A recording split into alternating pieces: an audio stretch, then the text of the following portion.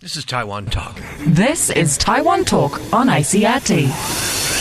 Welcome to Taiwan Talk. I'm Eric Smith, and today I'm with Professor Luo Zhizheng. Is that right? Am I saying it right? That's right. Okay. Not to confuse you with another person who's... Luo Zhiqiang, yeah. who just stepped down as a Deputy Secretary General of the President's Office. Right. You share the same surname, but very, very different politics, very different... We are absolutely no related. Okay. Got it.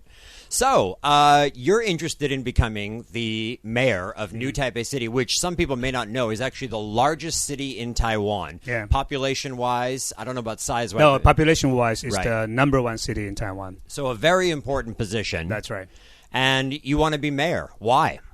Well, I announced my bid to run in the mayor election next year. And to me, New Taipei City is a city with great potential, especially after it becomes a special municipality. But unfortunately, this kind of potential has yet to be materialized. And as I said earlier, it's a population with 4 million people, which is quite the biggest one in Taipei, and it deserves to be an international city. But if you look at the opinion polls in Taiwan, the performance of the incumbent mayor has been always ranked, and quite poorly in the opinion polls in Taiwan. So I believed the city deserves a better mayor. Can you tell me, both in your own opinion and maybe from some of what you've heard some of your possible constituents comment, what are the issues that they have a problem with the current mayor, Zhu Lilun? What is he failing in? As we know that this city has been just upgraded from Taipei County to New Taipei City. So it needs a restructuring of the governmental structure. But I have heard complaints from the people, also the local precinct chiefs, that the efficiency of the city government, has been poorly executed in the past few years. And so if there are needs by the people, it takes much longer time than they used to be. So in their opinion, it was better off back when they were Taipei County. That's right. I see. And also, we've been losing jobs, actually, in the past few years. So the first priority for the new mayor should be creating more jobs for the people here in Taiwan, especially New Taipei City.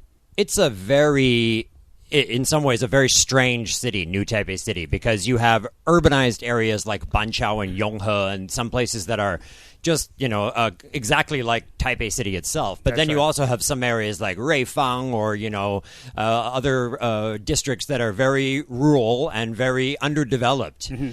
Becoming the mayor of a city like this seems like a massive challenge. How do you overcome some of these hurdles? I think the differences in New Taipei City is the beauty of the city, but it's also a challenge for the mayor.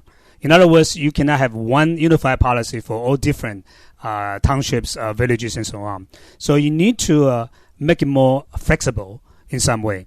For instance, in terms of garbage collection system in New Taipei City, you cannot just use the methods used by Taipei City, because it's a very urbanized city. But in New Taipei City, you need to have a more flexible So it might work in Banqiao, but it won't and also work in rural areas as well. So, the government, especially the mayor, should have a policy that can be more flexible to be applied to all kinds of situations, all different types of cities and townships, and also villages. Interesting.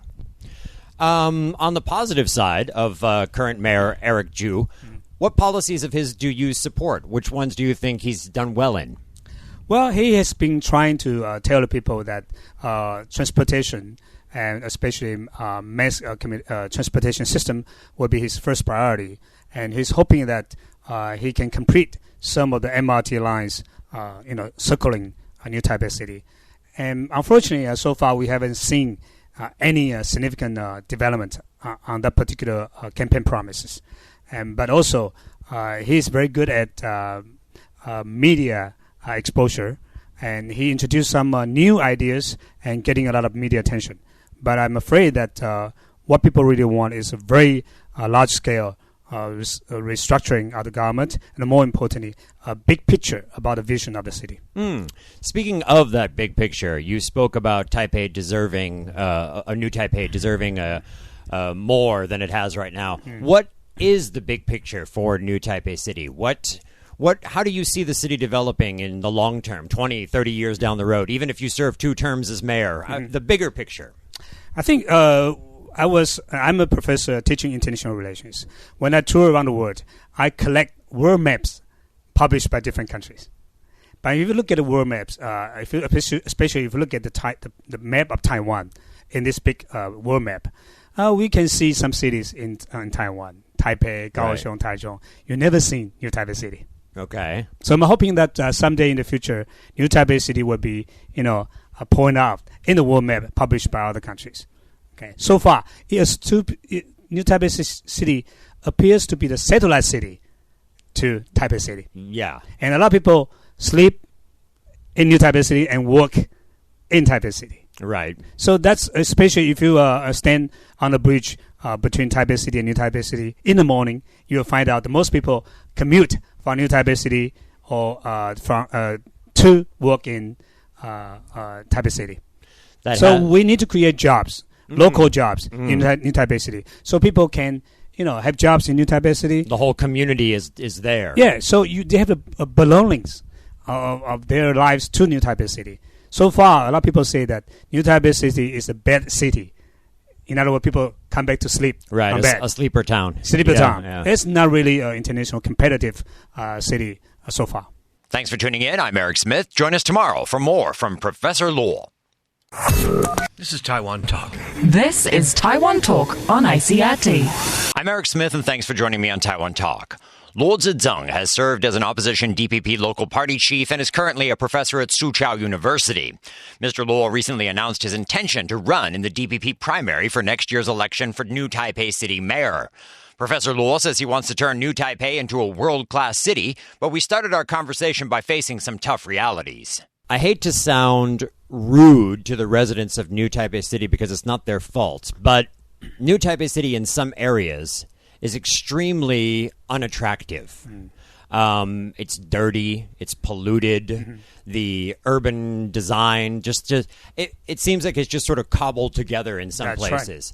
Right. And to me, this is maybe perhaps the biggest issue with the city. Like I live in one section of Taipei, and when I cross over the border, instantly I can tell that I've crossed over because of the garbage on the floor or various things. And again, I don't mean to be rude because it's just the situation. But that's a fact. A lot of citizens or residents in New Taipei cities recognize the fact that New Taipei City is an old city. How did it get this way? Because in the past, it's for outside the city, people from the central and southern part of Taiwan, they move to New Taipei City and they buy the house, very cheap house in New Taipei City, Taipei County in the past, and then they work in Taipei City. So they don't have too much money renovating their houses, renovating their buildings, and so on. So we have buildings with more than decades, right, in New Taipei City everywhere. So as you rightly point out, this city needs to be renovated. And so if you don't renovate the city in some way, and more, design the city in a bigger picture. So when you go to Banqiao, you see a very beautiful part of Banqiao. But when you leave that part, leave that blocks, then you see a very old or even ugly city view. Is there a lot of factory production in New Taipei City that is part of the reason for some of the pollution out there? Not really, because in some parts of New Taipei City, you have industrial zones, industrial parks and so on. That's okay. But we also have very nice residence areas, such as Yonghe, Zhonghe, and so on. So we need to relocate some of the industries from one area to another, so you can have a bit better arrangement of the city. Yes, and areas like Danshui, for example, 20 years ago when I went out there, it was just a quiet, quaint town that was, peaceful and everything. And now it's apartment building after apartment building. But it doesn't seem like it's a sustainable model because you can't put that many people out there without the infrastructure that accompanies it. And, there's that one road. Of course, there's the subway. But these sorts of problems, like the bigger picture planning, is this what you're talking about? You just point out a very important issue here. That is infrastructure. That's the job of the government. The government should try to provide better infrastructures in terms of roads, internet, everything. So people can follow the infrastructures and live their lives that is better. So as you just point out, in Danshui, you have only one road. So you always have traffic jams every morning, every evening, especially during the weekend. It's a nightmare. So if you can improve the infrastructures in that area, this area will always be ugly and cannot be modernized. What do you do with the areas along the northeast coast? I'm talking about Gongliao, Fang, some of these townships in districts. northern coastal areas or even northeastern coastal areas. That's the most beautiful part of New Taipei City. So we should try to make those places that people can spend their weekends, holidays around. But right now, the beaches are covered in garbage, and it's... That's right. And also, we don't have enough information providing to the people to know where to spend their weekends, and also the possible shuttle buses. Because, the traffic is also another problem. So we need to provide a better shuttle buses, shuttle trains that people can park their cars somewhere, and then they can go there easily. So you would want to turn all of those areas into tourist destinations, essentially like Taipei's Kending. And also international tourist places. For instance, I know a lot of mainlanders coming to Taiwan. But as a matter of fact, some people go to Riyuetan, Salmon Lake, and other mountain areas. They never see the beautiful coastal places in Taipei. They go to Hualien, go to Taidong, but they never spend their time in northern coast of Taiwan, especially New Taipei City. It's very easy to get there. How do we pay for the cleanup project of cleaning up a beach in northern New Taipei City? How do we get those funds? I think the government should spend more money on that kind of projects. And we can also recruit a lot of volunteers. Do you think that the budget that New Taipei City is given by the government is adequate and fair? Well, in terms of, the government has a very complicated system of calculating how much money can be earmarked to different cities. But I always believe that New Taipei City, which is a city with 4 million people, deserve more resources.